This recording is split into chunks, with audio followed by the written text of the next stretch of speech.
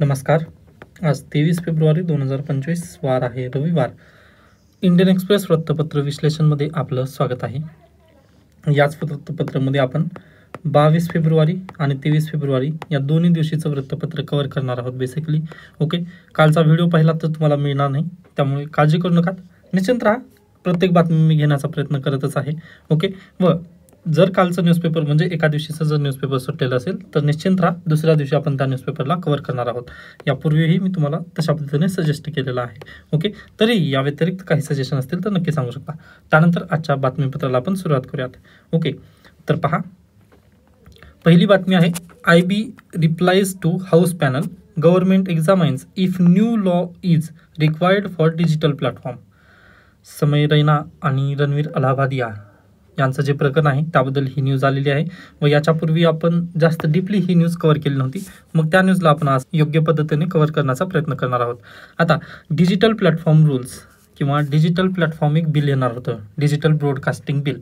Okay, ते lapse तरी झालं किंवा त्याला संसदेमध्ये त्यांनी मांडलंच नाही आहे. ओके, कारण यूट्यूबवरील सर्व जी मीडिया आहे त्यांनी विरोध केला होता, ते बेस्ट झालं. पण पहा, एकीकडे ना प्रत्येक गोष्टीला किंवा आता नाणं घ्या ना तुम्ही, म्हणजे कोणतंही उदाहरण देताना आपल्याकडे एक उदाहरण देतात पहा की कॉईनला दोन बाजू असतात.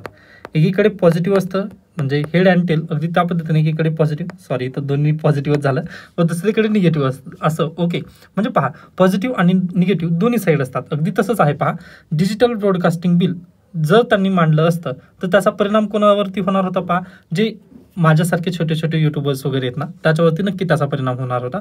कारण मला एक लॉ ऑफिसर वगैरे तिथं ठेवावं लागायचं. त्यानंतर मला पहिल्यांदा गव्हर्नमेंट ऑफ इंडियाची परमिशन घ्यावी लागायची. जर हे न्यूजपेपर जे विश्लेषण आपण आता करत आहोत ना, जर मला हे अशाच पद्धतीने चॅनल कंटिन्यू करायचं जर असेल ना, तर मला याच्या पूर्वी किंवा डिजिटल ब्रॉडकास्टिंग बिल यानुसार मला परमिशन घेणं अत्यावश्यक केलं होतं भारत सरकारने. परंतु ते बिल अगदीच यूट्यूबच्या सर्वांनी विरोध केला, यामुळे ते बिल आता लॅप्स झालेलं आहे किंवा त्याला मांडलं नाही. बरोबर, हे झालं पॉझिटिव्ह न्यूज आपल्यासाठी. परंतु याचा निगेटिव्ह न्यूजवरती काय परिणाम झाला पहा, तर अगदी यूट्यूबवरती तुम्ही पहा, अगदी कोणतेही चॅनल, आता अगदी तुमचं अल्गोरिदम बेस्ट असेल त्यामुळे कदाचित ते तुम्हाला मिळणार नाहीत, परंतु तुम्ही जे अगदीच जे UPSC किंवा MPSC करत नाहीत विद्यार्थी, त्यांचे तुम्ही यूट्यूब चॅनल वगैरे पाहू शकता. ओके, म्हणजे अतिशय व्हल्गर टाईप वगैरे तिथं त्या काय म्हणू शकता की सॉफ्ट टू फॉर्न जी पद्धत आहे ना, ती यूट्यूबवरती आलेली आहे किंवा इंस्टाग्रामवरती पण तशाच पद्धतीने झालेला आहे. एकदम ऑप्सिंग तिथं सीन्स वगैरे दाखवले जात आहेत. मग ते योग्य आहे का किंवा ते आपल्या कल्चरला धोका नाही तर का? बिलकुल धोका आहे. मग हे त्याचा निगेटिव्ह परिणाम आहे पहा. डिजिटल ब्रॉडकास्टिंग बिल येणं गरजेचं होतं, परंतु त्यामध्ये त्यांनी त्याची खूपच मर्यादा ओलांडली, यामुळे ते आपल्यावरती पण परिणाम करणार होतं. बरोबर आहे. मग अगदी तशाच पद्धतीने पहा, एखाद्या घटनेचे ना पॉझिटिव्ह आणि निगेटिव्ह दोन्ही इम्पॅक्ट असतात. अगदी तसंच झालेलं आहे. डिजिटल ब्रॉडकास्टिंग बिल जर आणलं तर त्याचा परिणाम यूट्यूबवरती होऊ शकतो, जे की चांगलं कंटेंट वगैरे देण्याचा प्रयत्न करतात. परंतु अगदी जर ते आणलं नाही तर त्याचा निगेटिव्ह परिणाम असा होत आहे की सोसायटीला बिघडवण्याचं काम यूट्यूब किंवा जे इंस्टाग्राम रील्स वगैरे आहेत ना त्यामधून होतच आहे. बरोबर, आता इंस्टाग्राम रील्सबद्दल तर आपल्याला बोलायचं नाही आहे, याच्या पूर्वीच्या लेक्चर्समध्ये आपण वारंवार तशा पद्धतीने बोलतच असलेलो आहोत. ओके, तर हे झालं पॉझिटिव्ह आणि निगेटिव्ह थोडंसं माहिती करून घेतलं आपण. तर पहा, जे रणवीर अलाहाबादिया यांचं जे प्रकरण आहे त्याबद्दल पार्लमेंटमध्ये हा इश्यू उठवण्यात आला. मग स्टँडिंग कमिटी जी आहे पार्लमेंटमध्ये, त्यांनी जाब विचारण्यात आला. इन्फॉर्मेशन अँड ब्रॉडकास्ट मिनिस्टरला त्यांनी जाब विचारला. मग इन्फॉर्मेशन अँड ब्रॉडकास्ट मिनिस्टरने काय म्हटलेलं आहे की आम्ही तशा पद्धतीने लवकरच जर शक्य झालं ना तर एक नवीन लॉ बनवणार आहोत, असं त्यांनी उत्तर दिलेलं आहे. मग परीक्षेला UPSC प्रश्न काय विचारू शकते की याच्यापूर्वी आपल्याकडे काही कायदे आहेत का, अगदी त्या पद्धतीने असा प्रश्न येऊ शकतो. त्यानिमित्ताने आपल्याला थोडंसं डिस्कशन करायचं आहे. त्याच्यानंतर पहा, OTT प्लॅटफॉर्म. ओके, आज घडीला OTT प्लॅटफॉर्म जे आहेत ते कुठे रेग्युलेट करता येतात का, तर बिलकुल नाही आहे पहा.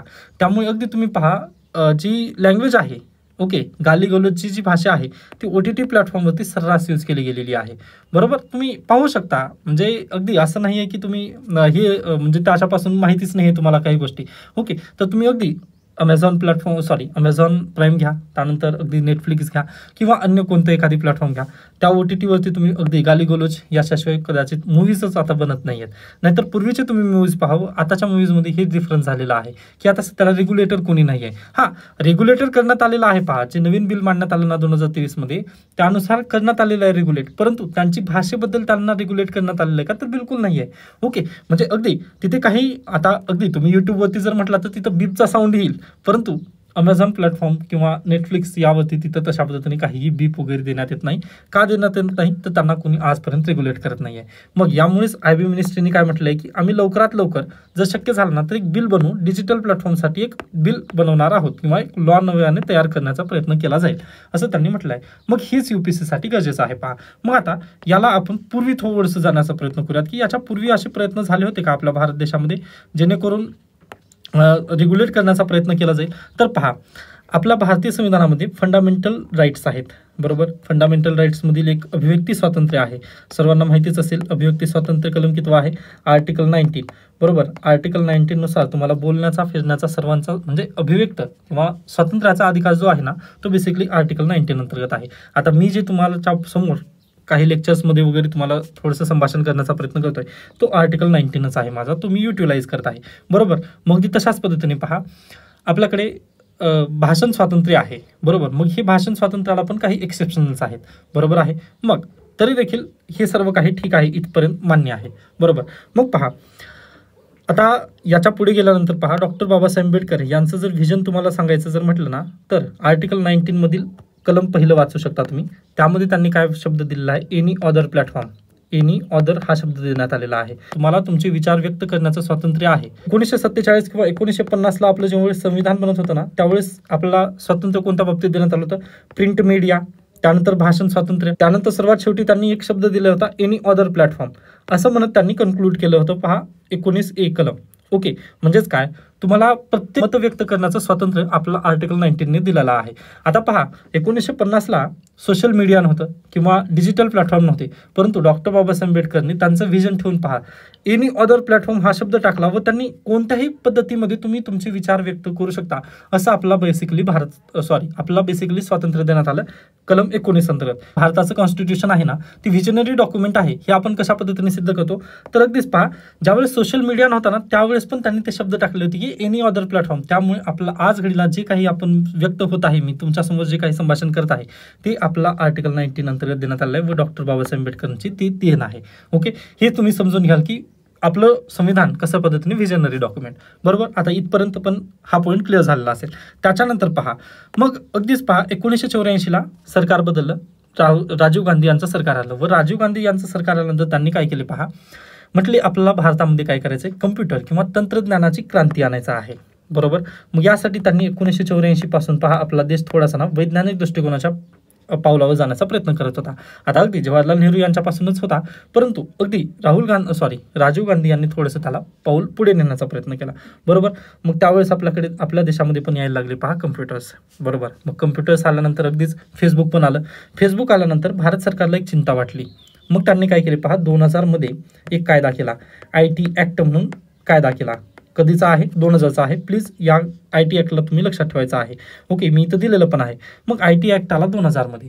मग त्याच्यानंतर आलं पहा फेसबुक आपल्याकडे. मी म्हटलं ना आताच की फेसबुक आलं. पूर्वी गुगल प्लस नावाचं एक होतं पहा, आय थिंक 2005. ओके, आपण त्यावेळेस खूपच लहान होतो, पण आपल्या आईवडिलांना कदाचित ती माहिती असेल. गुगल प्लस नावाचं एक ॲप्लिकेशन होतं, म्हणजे एक वेबसाईट होती. फेसबुकच्या पण पूर्वीची ती वेबसाईट होती गुगल प्लस नावाची. त्यामध्ये व्हायचं काय तर अगदीच मित्रांना वगैरे जोडण्याचं पण ते होतं. जसं आता सध्याला गुगल हँगआउट आलेला आहे पहा, अगदी त्या बेसिसवरती गुगल प्लस नावाचं एक काय म्हणू शकता की वेबसाईट होती फेसबुक टाईप. बरोबर, मग तशा पद्धतीच्या वेबसाईट वगैरे येत होत्या जेणेकरून आपले विचार वगैरे तिथं मांडले जात होते. त्याच्यानंतर ब्लॉगर्स, ओके, म्हणजे जे blogspot.com आहे ती वेबसाईट वगैरे नव्याने येत होती. मग ह्या सर्वांच्या कारणांमुळे ना इंटरनेटवरती आता अगदी सर्व जी जनता आहे ती व्यक्त होऊ लागली. याच्यापूर्वी फक्त पुस्तक किंवा साहित्य या माध्यमातून जनता व्यक्त होत होती भारतीय. पण आता काय झालं, आपलं डिजिटल किंवा कम्प्युटर्स भारतामध्ये इंट्रोड्यूस झाल्यामुळे साहित्याऐवजी त्याची जागा कोणी घेतली? डिजिटल प्लॅटफॉर्म्सनी घेतली. मग भारत सरकारला जागा आली व त्यांनी काय म्हटले की आता रेग्युलेट करणं गरजेचं आहे आपल्या देशामध्ये. मग यासाठीच त्यांनी पहा कलम 66 IT ॲक्ट 2000चा जो 2000चा IT ॲक्ट होता ना त्याला त्यांनी अमेंड केलं. कधी? 2008 मध्ये. व त्यामध्ये त्यांनी टाकले पहा section 66A. Okay, section 66A नुसार त्यांनी काय म्हटले की आम्ही काय करू शकतो, रेग्युलेट करू शकतो डिजिटल प्लॅटफॉर्म जे आहेत त्याला थोडीशी मर्यादा तिथं लावण्यात आल्या कलम 66A नुसार. ओके, 2008ची ही अमेंडमेंट आहे. बरोबर, मग 2008ला अमेंडमेंट केली त्यांनी की जर एखादा व्यक्ती डिजिटल प्लॅटफॉर्मवरती जर काही म्हणजे एखाद्याच्या भावना आहत होत असतील अशा पद्धतीने जर त्या व्यक्तीने वक्तव्य केलेलं असेल तर त्याला आम्ही डायरेक्टली काय करू शकतो, अरेस्ट करू शकतो. असं त्यांनी कलम इंट्रोड्यूस केलं 66A IT ॲक्ट 2000 मध्ये. बरोबर. आय होप इथपर्यंत तुम्हाला सर्व काही क्लिअर असेल. डन. मग पहा, IT ॲक्ट 2000 मध्ये हे इंट्रोड्यूस केल्यानंतर 2012 साली काय झालं पहा, बाळासाहेब ठाकरे यांचं निधन झालं. ओके, बाळासाहेब ठाकरे यांचं निधन झाल्यानंतर, सॉरी एकच मिनिट, 2012 बाळासाहेब ठाकरे यांचं निधन झाल्यानंतर सर्वांना माहिती आहे की मुंबई ठप्प झाली. बरोबर. व मुंबई थांबली होती असं तुम्ही म्हणू शकता. मग मुंबई थांबल्यानंतर तिथं ट्रॅफिक वगैरे जाम झालं. बरोबर. मग त्याच दरम्यान पहा, Shreya single. Okay, Shreya single नावाची एक व्यक्ती होती, सॉरी म्हणजे एक महिला होती. त्यांनी काय केलं पहा, ट्रॅफिकला कंटाळून त्यांनी एक पोस्ट केली फेसबुकवरती. ओके, फेसबुकवरती पोस्ट करून त्यांनी मुंबई पोलीस किंवा ट्रॅफिक डिपार्टमेंटला वगैरे त्यांनी थोडंसं त्यांचं दुःख वगैरे व्यक्त केलं, किंवा बाळासाहेब ठाकरे यांच्याबद्दल पण त्यांनी थोडंसं दुःख व्यक्त केलं. बरोबर. मग हे झाल्यानंतर ज्यावेळेस पोलिसांना ही बातमी समजली, श्रेया सिंगल यांची जी फेसबुक पोस्ट आहे ती ज्यामुळे समजली 2012 मध्ये, लगेच त्यांनी त्यांच्या घरी गेले. ओके, श्रेया सिंगलला मग लगेच अटक करण्यात आली. श्रेया सिंगलला अरेस्ट करण्यात आली. कोणत्या ॲक्टनुसार तर पहा, IT ॲक्ट सेक्शन 66A 2000 मधून त्यांना अटक करण्यात आली. बरोबर. मग ही अटक झाल्यानंतर आता तुम्ही मला सांगू शकता, आपल्या भारतीय संविधानाने आपल्याला काय दिलेलं आहे, आर्टिकल 19 दिलेलं आहे, ज्यामध्ये त्यांनी म्हटलेलं आहे की तुम्ही तुमचे मत व्यक्त करू शकता. त्यामध्ये डिजिटल प्रिंट आलं, सॉरी त्यामध्ये बेसिकली प्रिंट मीडिया आलं, त्याच्यानंतर कोणतं भाषण स्वातंत्र्य आलेलं आहे, म्हणजे अगदी संभाषण करताना पण आपण आपली मत वगैरे व्यक्त करू शकतो. बरोबर. व शेवटचा शब्द मी म्हटलं ना, एनी अदर प्लॅटफॉर्मनुसार पण तुम्ही काय करू शकता, तुमचे मत किंवा विचार व्यक्त करू शकता. मग एनी अदरमध्ये आपल्याला काय आलेलं आहे, मोबाईल, फेसबुक हे सर्व जे प्लॅटफॉर्म आलेले आहेत किंवा यूट्यूब, ते एनी अदरमध्ये येतं.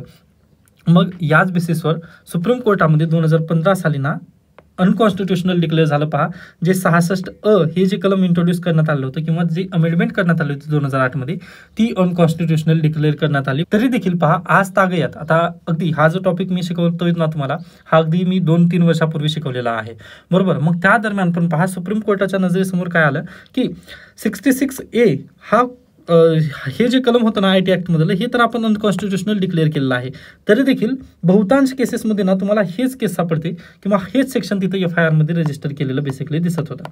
ओके, मग त्यामुळे सुप्रीम कोर्टाने परत एकदा 2023 आणि 22 मध्ये अगदी जे पोलीस कमिशन्स वगैरे आहेत किंवा जी home ministry of government of इंडियाची जी होम मिनिस्ट्री आहे, त्यांना तशा पद्धतीने निर्देश दिले की बाबा तुम्ही हे बंद करा आता. बरोबर. मग अगदीच पहा, आता हे बंद झालेलं आहे कारण हे IPC मधील होतं. बरोबर आहे. IPC आता जाऊन कोणती आलेली, भारतीय न्याय संहिता आलेली आहे. त्यामुळे आता याच्या पुढे तरी ह्या केसेस येणार नाहीत कंटिन्यू. त्याच्यानंतर पहा, आपण भारत सरकारने काय केलं, IT ॲक्ट पण आता बदललेला आहे. 2000चा जो IT ॲक्ट आहे ना, तो आता राहिलेला नाही आहे. बरोबर. आता त्याच्या जागी आपण नवीन कायदे फॉलो करत आहोत. मग ह्या केसचं रिलिव्हन्स काय आहे, आता UPC इथून प्रश्न वगैरे काय विचारू शकेल, तर पहा, आपलं भारतीय संविधानामध्ये आर्टिकल 19 आहे. ओके, मग परीक्षेला डायरेक्टली UPC प्रश्न हाच विचारू शकते की याच्या पूर्वीच्या केसेस तुम्हाला डिस्कस करायचा आहे. बरोबर. मग यासाठी श्रेया सिंगलची जी केस आहे ना, ती खूप महत्त्वाची होती. त्यामुळे मी हे तुम्हाला बॅकग्राऊंड आणि हे संपूर्ण काही सांगितलेलं आहे. व त्यात 19 मधलं एनी ऑदर हे शब्द प्लीज तुम्ही लक्षात ठेवा. व आपलं भारतीय संविधान व्हिजनरी डॉक्युमेंट कसं आहे हे पण तुम्हाला मी या न्यूजमधून प्रूव्ह करून दाखवलेलं आहे. मग आता IB मिनिस्ट्री काय म्हणत आहे की आम्ही नवीन कायदा तिथं बनवणार आहोत. ठीक आहे, कायदा बनवा तुम्ही, परंतु त्याला काय होऊ नये, बेसिक स्ट्रक्चर डॉक्ट्रिन जे आहे, भारतीय संविधानाची जी मूळ संरचना आहे ना, त्याला इजा होऊ नये, हे त्याची काळजी घेणं भारत सरकारचं किंवा पार्लिमेंटचं कर्तव्य आहे. आता एवढ्यावर आपण इथं थांबलं तरी चालेल. त्याच्यानंतर आता याच बदल्यात आपल्याला काय प्रश्न येऊ शकतो पहा, UPC मधून प्रिलिमला प्रश्न येऊ शकतो की which of the following organisation oversees social media regulation and compliance in India. Social मीडियावरती रेग्युलेशन ठेवण्याचं काम कोणती मिनिस्ट्री अंतर्गत केलं जातं, असा प्रश्न येतो. पहा, पहिला आहे ट्राय, दुसरा आहे पर्याय मायटी, तिसरं पर्याय आहे पहा NCSC, चौथं पर्याय आहे पहा CBI. या पर्यायाची उत्तर तुम्ही अगदीच कमेंट सेक्शनमध्ये नक्की देऊ शकता. म्हणजे याला तुम्ही स्टॉप करा व्हिडिओला, परत एकदा वाचण्याचा प्रयत्न करा की सोशल मीडियावरती रेग्युलेशन आपल्या भारत देशामध्ये कोण ठेवतं सध्याला. पहिला ऑप्शन आहे ट्राय, दुसरा आहे मायटी, तिसरा आहे NCSC आणि चौथा आहे CBI. ओके, यापैकी तुम्ही नक्की उत्तर देण्याचा प्रयत्न करा. त्याच्यानंतर आता मेन्स परीक्षेला प्रश्न काय येऊन गेलेले आहेत का याच्यापूर्वी, तर पहा 2017 मध्ये राईट टू प्रायव्हसी बद्दल हा प्रश्न येऊन गेलेला आहे. व राईट टू प्रायव्हसी आपण भरपूर वेळेस डिस्कस केलेला आहे. व UPSC प्रिलिमचा तर हा फेवरेट टॉपिक आहे आर्टिकल 21. कालच्या पण लेक्चरला आपण म्हणजे परवा दिवशीच्या लेक्चरमध्ये पण आपण याबद्दल डिस्कशन केलं होतं. आर्टिकल 21 तुम्हाला पाठ करायचा आहे, right to privacy, Puttaswamy judgment. Okay, 2017लाच आलेलं होतं ते. त्यामुळे तर हा प्रश्न तिथं करंट रिलेव्हन्समधून हा प्रश्न आलेला होता. 2017चा हा प्रश्न आहे. आय होप हा पॉईंट अगदी योग्यरित्या समजलेला असेल. त्यानंतर मला प्लीज सजेशन द्या, हे अशा पद्धतीने घेऊन आलेलं आहे हे बेटर आहे का? म्हणजे डायरेक्टली इथं पहा, हे नोट्स वगैरे सर्व काही दिलेलं आहे मी. ओके, जरी तुम्हाला माझं काही बोलणं समजलं नसेल तर तुम्ही हे नक्की वाचून घेऊ शकता. पहा, व याची जी PDF आहे ना, मी ती ऑलरेडी आपल्या टेलिग्राम चॅनलवरती अपलोड केलेली आहे. ओके, हे पण प्रश्न पण मी आपल्या टेलिग्राम चॅनलवरती दिलेले आहेत. त्याच्यानंतर पहा, आजचा लोकसत्ता जो आहे ना, तो बिलकुल कामाचा नाही आहे. कालचा लोकसत्ता पण मी का घेतला नाहीये, तर त्याचं नेमकं कारणच ते आहे की सध्याला दिल्ली येथे अखिल भारतीय साहित्य संमेलन चालू आहे, त्याबद्दलच तिथे देण्यात आलं होतं. पण ते खरंच आपल्याला गरजेचं नाहीये. हां, पण कालचा तुम्ही न्यूजपेपर प्लीज वाचा. लोकसत्ता कालचा तुम्ही नक्की वाचून घेऊ शकता. किंवा डॉक्टर ताळा भवारकर यांचं जे भाषण झालं ना कालचं दिल्ली येथे, ते प्लीज तुम्ही सर्वांनी ऐकून घ्या. यूट्यूबवरती आपल्याला ते फ्री ऑफ कॉस्ट अवेलेबल आहे. तर प्लीज तुम्ही त्यांचं भाषण तरी ऐका किंवा कालचं लोकसत्ताचं न्यूजपेपर तरी वाचून घ्या तुम्ही. माझ्या मते तुम्ही ते स्पीच ऐका, 2च्या स्पीडने किंवा 1.5च्या स्पीडने ते ऐकून घ्या. म्हणजे तुम्हाला बऱ्यापैकी निबंधासाठी पॉईंट तुमचे कव्हर होऊन जातील. बाकी कालचं न्यूजपेपर रीड करण्याची वगैरे आवश्यकता नाही. त्यामुळे मी पहा, कालचं न्यूजपेपर वगैरे आणलं नाही किंवा आजचं लोकसत्ता पण आणलं नाही. आजच्या लोकसत्तामध्ये पण त्याच बातम्या आहेत बेसिकली. त्याच्यानंतर नेक्स्ट न्यूज आहे, ex RBI governor Shaktikanta Das to be principal secretary to PM. Okay, पंतप्रधानांचे प्रिन्सिपल सेक्रेटरी दुसरे असणार आहेत हे. ओके, म्हणजे पहिले एक प्रिन्सिपल सेक्रेटरी आहेत, आता त्यांच्यासोबतीलच आणखीन एक प्रिन्सिपल सेक्रेटरी म्हणून शक्तिकांता दास यांची निवड करण्यात आली आहे.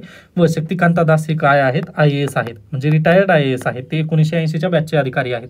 बरोबर, याच्या पूर्वीचे तुम्ही लेक्चर्स आठवा, त्यामध्ये मी एक स्टेटमेंट बेसिकली म्हणायचं की IAS नेव्हर रिटायर्स. ओके, अगदी त्याचं हे प्रूफ आहे, IAS नेव्हर रिटायर्स. ओके, त्यांना पहा 2018 साली RBI गव्हर्नर म्हणून त्यांची निवड करण्यात आली होती. ते 2024 पर्यंत त्यांनी कार्य केलेलं आहे. मग त्याच्यानंतर पहा 2025 मध्ये लगेच त्यांची दुसरी नियुक्ती झाली. व अगदी IASचं हेच काम आहे पहा. Okay, election commissioner of India कोण असतात? IASच होतात. बेसिकली हे IASच काम आहेत. म्हणजे जरी तिथं IASचं काम जरी नसलं ना, तरी ते IASच काम करतात. कारण आपला देश चालवण्याचं काम बेसिकली कोणाच्या हातात आहे? IAS. ओके, त्यामुळेच IAS नेव्हर रिटायर्स हे स्टेटमेंट तिथे योग्य पद्धतीने लागू होतं. आता ही न्यूज परीक्षेला प्रश्न विचारेल का असा? तर बिलकुल येणार नाही. पण तुम्हाला एक थोडंसं मोटिवेशन मिळावं किंवा एक तुम्ही कोणत्या एक्झामची तयारी करतात हे थोडंसं लक्षात आल्यानंतर बेटर होईल, या निमित्ताने ही बातमी घेतली. नेक्स्ट न्यूज आहे, Belagavi dispute back, conductor assaulted for not speaking Marathi. आता पहा, बेळगावचा इश्यू परत एकदा उचलून आलेला आहे. महाराष्ट्र आणि कर्नाटक या दोघांच्या मध्ये आहे बेळगाव. बरोबर, मग कर्नाटक म्हणतं बेळगाव आमचं, महाराष्ट्र म्हणतं बेळगाव आमचं. बरोबर आहे. मग हा फक्त आजचाच इश्यू नाही आहे. पहा, संयुक्त महाराष्ट्र चळवळीपासूनचा हा इश्यू राहिलेला आहे आपला. बरोबर, मग याला सोल्युशन काय आहे? तर पहा, युनियन टेरिटरी डिक्लेअर होणं खूप गरजेचं आहे. आज तरी काळाची गरज आहे. पहा, ओके, युनियन टेरिटरी डिक्लेअर होणं. आता अगदीच याबद्दल ना आगामी काळामध्ये आपल्याला याबद्दल चर्चा करायची आहे. जसं की याबद्दल आर्टिकल येतीलच, त्यावेळेस मी नक्की चर्चा करेन. पण आज घडीला जर सोल्युशन तुम्हाला काय द्यायचं म्हटलं तर पहा, एकीकडे कर्नाटक पण ऐकणार नाहीये व दुसरीकडे महाराष्ट्र पण ऐकणार नाहीये. व जे काही काल घडलं ती न्यूज ऐकल्यानंतर पहा, थोडंसं एक म्हणजे तुम्ही पण सरकारी कर्मचारी जर असाल ना, तर अगदी आपल्याला कोणाकडून बायस आपल्याला पद्धतीने बोलायचं नाही आहे. परंतु तुम्ही सरकारी कर्मचारी किंवा तुम्ही IAS असाल व तुम्हाला अगदीच पहा, नेबरिंग स्टेट म्हणून तुम्हाला होम कॅडरऐवजी जर कर्नाटक राज्य मिळालं तर तुम्हाला कर्नाटकचं तिथे प्रोटेक्शन करावं लागेल. बरोबर, व तिथे अशा पद्धतीने असॉल्ट वगैरे जर होत असतील मग तुम्ही काय ॲक्शन घ्याल तिथे? किंवा तुम्ही जर IPS तिथं असाल तर तुम्ही काय ॲक्शन घ्याल? याबद्दल ना केस स्टडी एक यामधून खूप महत्त्वाची केस स्टडी आहे.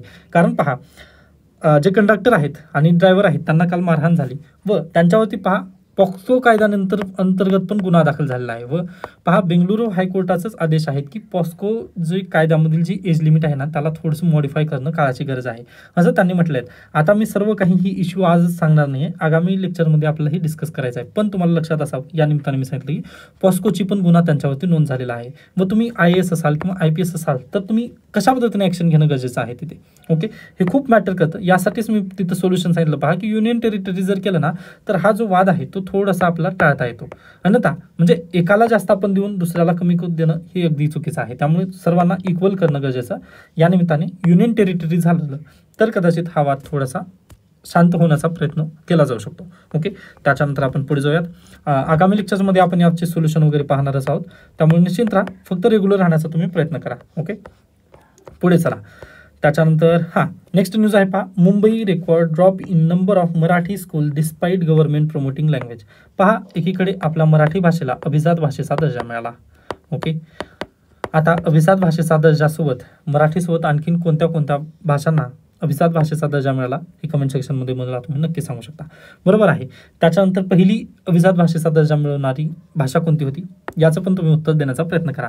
जे सरळ सेवा आणि कंबाईनचे विद्यार्थी आहेत ना त्यांच्यासाठी ही बातमी आहे. बरोबर. आता UPSC आणि MPSC राज्यसेवा 2025 पॅटर्न यांना कोणती बातमी महत्त्वाची ते पहा. तर पहा, अभिजात भाषेचा दर्जा मिळाला, परंतु खरंच त्यांनी मराठीचा तिथे विकास होऊ शकेल का? तर होणार नाही. व कालच्या तारा वाळकर यांच्या भाषणामध्ये पण त्यांनी तेच म्हटलंय की पहा, फक्त तुम्ही मराठीला अभिजात भाषा हा दर्जा देऊन चालणार नाही आहे, तर त्यावरती आणखीन रेस्पॉन्सिबिलिटी आपल्याला घेणं गरजेचं आहे की प्रत्येकाने ती भाषा जिवंत ठेवली पाहिजे. जसं आपण आज सर्व काही जे आता इंग्लिश वृत्तपत्र इंग्लिश जरी असला तरी मी याचं मराठीमध्ये तुम्हाला सांगण्याचा प्रयत्न करतोय. म्हणजेच काय, मी आपली भाषा जपवण्यामध्ये एक योगदान देत आहे, किंवा तुम्ही पण ऐकून माझं काय करतात, मराठी भाषेला जपण्यासाठी योगदान देतात. नाहीतर पहा, आपल्यासारखे म्हणजे भरपूर हिंदी चॅनल भरपूर आहेत जिथे त्यांनी न्यूज अनालिसिस वगैरे करतात, परंतु तुम्ही प्रेफर कोणाला केला? मराठीला. म्हणजेच काय, तुम्ही पण मराठीचं जतन करण्यासाठी इथं मला पाठबळ देतात. अगदी हेच कारण आहे. मग सर्वांना माहिती आहे अभिजात भाषेचा दर्जा मिळाला, मग तिथंच आपलं काम थांबणार आहे. म्हणजे तिथंच सर्व काही झालं का? मराठीचा विकास तिथंच होतो का? तर बिलकुल नाही. तर आपल्याला काय करणं गरजेचं आहे? मराठी जीवन ठेवली पाहिजे, व ती जीवन ठेवण्यासाठी आपण मराठी भाषेत बोलणं गरजेचं आहे. ओके. पण पहा, झालेलं काय, एकीकडे आपण म्हणतो की आपला मराठीचा विकास करायचा आहे, पण दुसरीकडे मराठी भाषा जीवन ठेवण्यासाठी आपण प्रयत्न करत आहोत का? तर बिलकुल नाही. तर मराठी शाळांची ती टक्केवारी आहे ना ती घटलेली आहे. इथं पहा, number of Marathi medium schools 2014-15 मध्ये किती होत्या? 368 होत्या. त्याच पहा 2023-24 मध्ये आल्यानंतर 262 एवढ्या राहिलेल्या आहेत. म्हणजेच काय, अगदी 10 वर्षाच्या काळामध्ये नंबर ऑफ स्कूल्स जे आहेत ना त्या डिक्रीज झालेल्या आहेत. मराठी शाळांची इथं टक्केवारी घसरलेली आहे. त्यामुळे परीक्षेला जर प्रश्न आला किंवा निबंध मराठीबद्दल जर आलेला असेल तर प्लीज ही आकडेवारी तुम्ही लक्षात ठेवायची आहे. त्यासाठी तुम्ही याचं स्क्रीनशॉट काढून नक्कीच लक्षात ठेवू शकता की ही मराठी शाळांची सध्याला टक्केवारी घसरत आहे. ओके. का? तर अगदीच पहा, मराठी सर्वजण कुठे जात आहेत? इंग्लिशमध्ये सर्व विद्यार्थी शिफ्ट होत आहेत. काळाची गरज आहे, मान्य आहे, इंग्लिश काळाची गरज आहे, परंतु तुम्ही डायरेक्टली त्याला एवढं पण हे करू नका की मराठीला सर्व विसरून जाईल. ओके. भाषा जर जीवन ठेवायची असेल ना तर सर्वांनी बोलणं गरजेचं आहे. पहा, तेव्हाच आपली भाषा जिवंत राहू शकेल. ओके. ही पण बातमी आय होप समजलेली असेल तुम्हाला. त्याच्यानंतर आपण पुढे जाऊयात. नेक्स्ट आहे पहा, Nepal student like our own Odisha CM. पहा, अगदीच हे इंटरनॅशनल रिलेशनबद्दल थोडीशी महत्त्वपूर्ण बातमी आहे. पहा, हा आपला प्यारा भारत आहे व हे अशा पद्धतीने इतर छोटूसा नेपाळ आहे. बरोबर. आता तुम्ही जर नेपाळची हिस्ट्री किंवा आपलं रिलेशन जर पाहिलात नेपाळसोबत, ओके, याच्यापूर्वी पण नेपाळचे जे पंतप्रधान आहेत त्यांनी जो नकाशा छापला ना त्यामुळे त्यांनी काही भाग भारताचाच त्यांचाच आहे अशा पद्धतीने ते दाखवण्याचा प्रयत्न केला गेला होता. बरोबर. यामधून होणार काय आहे पहा, तर इंटरनॅशनल रिलेशन नेपाळसोबतचे जे आपले आहेत ना ते थोडंसं कमी व्हायला लागलेत. जसं बांगलादेशसोबतचं जे प्रकरण झालं ना अगदी तसंच नेपाळसोबत पण आपली थोडीशी कडवाहट चालू आहे सध्याला. बरोबर. मग त्यामध्ये आगीत तेल ओतण्याचं काम कोणी केलं? तर KIIT युनिव्हर्सिटी यांनी केलं. बरोबर. आता KIIT युनिव्हर्सिटी यांनी काय केलं माहिती नाही. त्यांचे म्हणजे तुम्ही जर व्हिडिओज पाहिलात आता त्या टीचर्सचे वगैरे, आता अगदीच त्यांना तसं म्हणू नये, परंतु ते खरंच योग्य नाही आहे. पहा, म्हणजे त्याने डायरेक्टली आरोप केले की तुमची जेवढा खर्च नाही तेवढा आमची GDP वगैरे आहे. ते पहा, खरंच ते योग्य नाही आहे. जर ते अमेरिकेने आपल्यासोबत वगैरे, आता अगदी अमेरिका तर तसं करतच आहे म्हणा, पण ते खरंच योग्य नाही आहे. एखाद्या सार्वभौम देशाबद्दल आपण तसं वक्तव्य योग्य नाही आहे. बरोबर. त्याच्यानंतर पहा, नेपाळ आणि भारताची रिलेशन चांगल्या पद्धतीने असणं खूप गरजेचे आहेत. कारण आज घडीला पहा, नेपाळसोबत आपली खटास का होत आहे बेसिकली, तर पहा, भारत सरकारने काय म्हटलं की आम्ही तुम्हाला रस्ते बांधून देऊ. बरोबर. मग नेपाळ खुश झाला. मग नेपाळ म्हटलं की ठीक आहे, आम्ही तुमच्याच फेवरमध्ये आहोत असं त्यांनी म्हटलं. परंतु प्रॉब्लेम काय झाला पहा, ज्यावेळेस आपण रस्ते बांधायला गेलो ना तिथे, तर अगदी आता तुम्हाला पण माहिती आहे आपल्या भारत देशाची कंडिशन किंवा आपल्या देशातील सरकारी कामाने 6 महिने थांब अशा पद्धतीने कंडिशन होतं. मग ते तसंच झालं. पहा, रस्ते बांधून देणार आहोत असं आपण कधी म्हटलं? पहा, पहिल्या पावसाळ्यात म्हटलं आपण, जून 2024 मध्ये आपण त्यांना म्हटलं ना की रस्ते बांधून देणार आहोत. बरोबर. मग दुसऱ्या वर्षी पावसाळा आला त्यावेळेस पण आपण म्हटलं की आम्ही तुम्हाला रस्ते बांधून देणार आहोत ना. तिसऱ्या वर्षी पण आम्ही तसंच म्हटलं. म्हणजे आपली टाळाटाळ करण्याची जी सवय आहे ना ती नेपाळमध्ये पण तसंच झालं. मग त्यांनी थोडंसं हे झाले पहा, नर्वस झाले की किती वर्ष आपल्याला यांनी फक्त गोलू बनवणार आहेत. बरोबर. मग ते त्यांनी चायनाकडे गेले. मग चायना म्हटलं ठीक आहे, लगेच दुसऱ्या दिवशीच त्यांनी मशीन पाठवली पहा व लगेच रस्ता बांधून दिला. त्यामुळे होतं काय आहे, तर चायनाच्या त्या फेवरमध्ये जात आहेत. मागचे जे पंतप्रधान होते त्यांचे, मग ते तिकडे का जात आहेत? चायनाच्या सेंट्रिक जास्त निर्णय काय घेत आहेत, कारण चायना इन्फ्रास्ट्रक्चर लवकर डेव्हलप करून देत आहे. पण भारत तसं करून देत आहे का, तर बिलकुल नाही. कारण भारत सरकारला पहिल्यांदा समिती बसवावी लागते, समितीमध्ये त्यांना निर्णय घ्यावे लागतात, मग त्यानंतर फंड अलोकेशन करावं लागतं, हे सर्व निर्णय तिथे घ्यावे लागतात. पण चायनाचं तसं नाही ना, त्यांचं एक सेंट्रिक गव्हर्नमेंट आहे, त्यामुळे ते लगेच निर्णय घेऊन नेपाळला आपला सैन्य वगैरे करण्याचा प्रयत्न करत आहेत. मग यामुळे आपला नेपाळ अगदी चांगला दोस्त आहे किंवा आपला शेजारी आहे, त्यामुळे आपला फेवरमध्ये आणणं खूप गरजेचं होतं. परंतु आपले अगोदरच भांडण इन्फ्रास्ट्रक्चरबद्दल होत आहेत. त्याच्यानंतर मॅपिंगचा एक इश्यू काढला त्यांनी, बरोबर. मॅपिंगचा इश्यू काढल्यानंतर पण आपण त्यांच्यासोबत थोडंसं भांडण झाले, बरोबर, ते पण ठीक आहे. मग त्याच्यानंतर आता आगीत तेल ओतण्याचं काम केलं KIT युनिव्हर्सिटी. मग कदाचित मी बी पहा, गव्हर्नमेंट ऑफ इंडिया किंवा एक्सटर्नल मिनिस्ट्रीकडून वगैरे संकेत आल्यानंतर कदाचित ही काय म्हणू शकता की जे CM आहेत त्यांचं स्टेटमेंट आलेलं आहे. ते व कदाचित हे गरजेचं आहे पहा, कारण नेपाळ पण सार्वभौम राष्ट्र आहे. ओके, या निमित्ताने त्यांनी जे स्टेटमेंट दिलं ओडिशा CMनी, ते खरंच गरजेचं होतं असं माझं तरी मत आहे. इंटरनॅशनल रिलेशन तुम्ही पाहता त्यावेळेस अशा पण काही गोष्टी आपला शांततेसाठी करणं खूप गरजेचे असतात.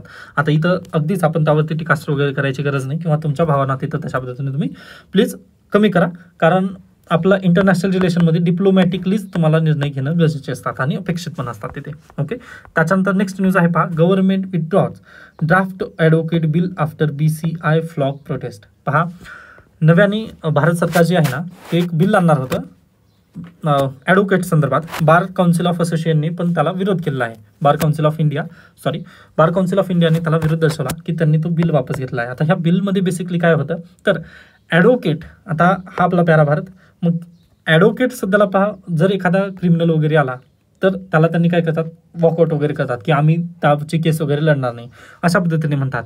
किंवा अगदीच प्रोटेस्ट वगैरे जर करायचं असेल, आता एखाद्या जजने काही जर स्टेटमेंट दिलेलं असेल तर त्याला त्या जजच्या विरोधात वगैरे ही प्रोटेस्ट करू शकतात. किंवा अगदीच पहा, सेंट्रल गव्हर्नमेंटने एखादा जर कायदा केला, जसं की CAA, NRC वगैरे असे जर कायदे केले, तर लगेच ॲडव्होकेट जी कंपनी वगैरे आहेत किंवा त्यांचे जे ग्रुप आहेत ना, ते लगेच बायकॉट वगैरे करण्याचा प्रयत्न करतात. मग असं त्यांना वॉकआउटची परमिशन न देता येऊ नये, किंवा त्यांची जी वॉकआउटची परमिशन आहे ना ती बंद करावी, यासाठी हा कायदा तयार करण्यात येत होता.